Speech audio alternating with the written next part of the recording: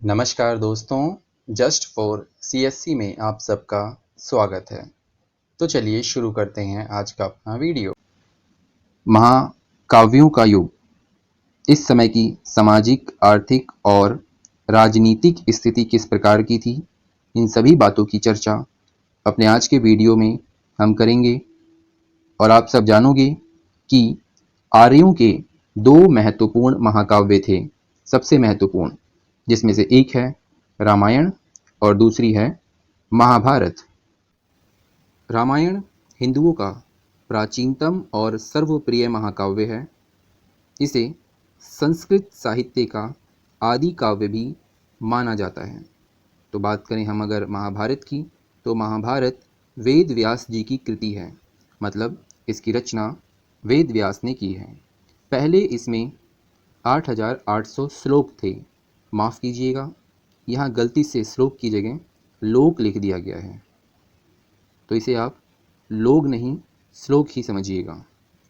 जब इसमें 8,800 श्लोक थे तब महाभारत को जय संहिता कहा जाता था, और जब इसमें श्लोकों की संख्या 24,000 हो गई तो इसे भारत कहा गया, क्योंकि इसमें प्राचीनतम वैदिक जन और भरत के वंशजों की कथा है।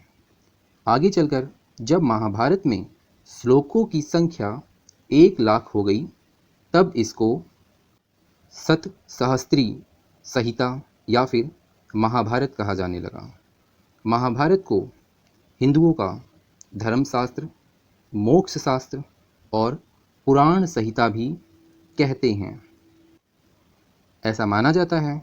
और प्राचीनतम विचारों में हिंदुओं का कहना है कि रामायण त्रेता युग की कृति है, तो वहीं महाभारत द्वापर युग की कृति है।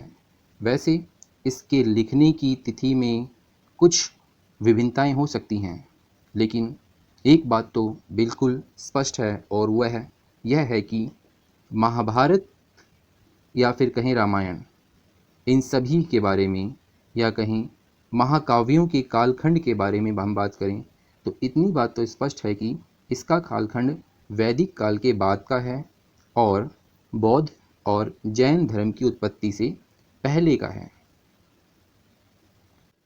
तो इस प्रकार हमने रामायण और महाभारत का संक्षिप्त परिचय जाना। अब चलिए जानते हैं महाकाव्यों के युग की या कहीं रामायण और महाभारत के समय में सामाजिक, आर्थिक और राजनीतिक स्थितियां किस प्रकार की थीं। सबसे पहले हम बात करेंगे राजनीतिक अवस्था की। तो उस समय सामान्यतः राजतंत्रात्मक सरकारें थीं, किंतु कुछ लोकतांत्रिक राज्य भी थे। महाभारत में 5 गणतंत्रात्मक राज्यों का उल्लेख भी किया गया है और इन पांचों संघों का या इन पांचों संगठनों का एक अध्यक्ष था जिन्हें कृष्ण के नाम से जाना जाता है।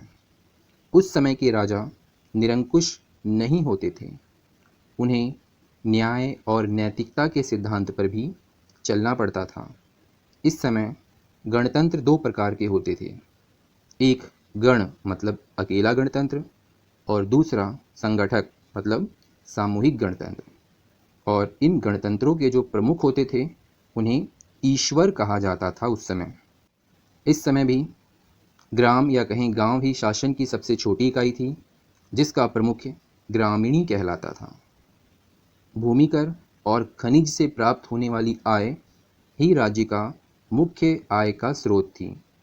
इस समय एक मंत्री और 4 जातियों की सहायता से राजा न्यायिक प्रशासन या फिर कहीं न्याय का कार्य करता था।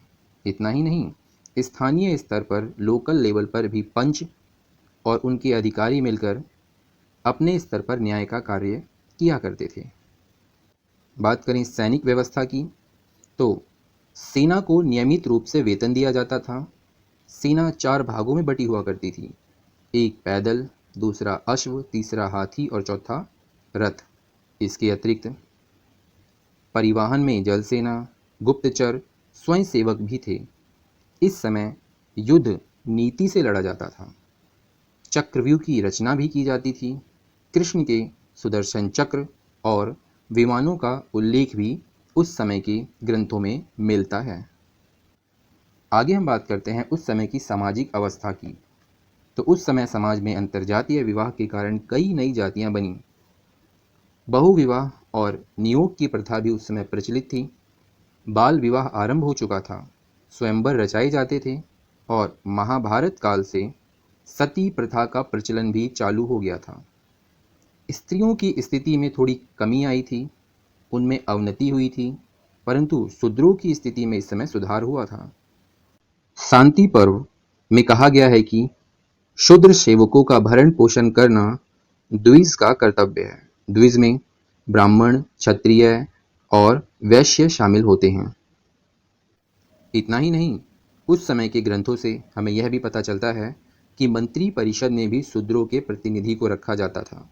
और शांति पर्व में कहा गया है कि चारों वर्णों को वेद सुनने और शूद्रों को भी ज्ञान प्राप्त करने का अधिकार था, या कहें उन्हें भी ज्ञान प्राप्त करना चाहिए था। सामाजिक स्थिति में इस समय वर्ण क्रमशः कठोर होते गए और कई जातियों में परिवर्तित हो गए। कई नई जातियों का उदय हुआ, जैसे यवन और शाक आदि। इस समय के बोलचाल की भाषा तो संस्कृत थी, लेकिन फिर भी प्राकृत भाषा आरंभ हो चुकी थी और नक्षत्र विद्या भी अपनी प्रगति पर थी इस समय। बात करें आर्थिक स्थिति की, तो कृषि और पशुपालन व्यवसाय उन्नत था। पशुओं की देखरेख के लिए गोपाध्यक्ष नामक अधिकारी राज्य की ओर से नियुक्त किया जाता था। व्यापारी संघ का संचालन महाजन करते थे। राजा का इसमें कोई हस्तक्षेप नहीं होता था। देसी और विदेशी व्यापार दोनों में वृद्धि हुई थी इस समय। बात करें धार्मिक अवस्था की, तो पूर्व वैदिक कालीन कर्मकांड प्रधान और उत्तर वैदिक कालीन प्रधान धर्मों का समन्वय करके एक लौकिक धर्म का विकास किया गया था इस समय। ठीक, पुनर्जन्म की अवधारणा इस समय और भी प्रचलित हो चुकी थी। लोगों का विश्वास था कि पुनर्जन्म होता है। ठीक है, और वहीं वैदिक कालीन देवताओं के स्थान पर ब्रह्मा, विष्णु और शिव का महत्व इस समय बढ़ गया था। महाकाव्यों के युग में अनेकों यज्ञ किए जाते थे, जिसके कारण ही इस समय ब्राह्मणों की अपेक्षा क्षत्रियों का महत्व अधिक हो चुका था।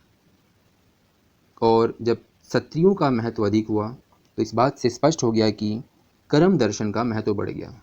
मतलब कर्म को अधिक महत्व दिया जाने लगा था इस समय।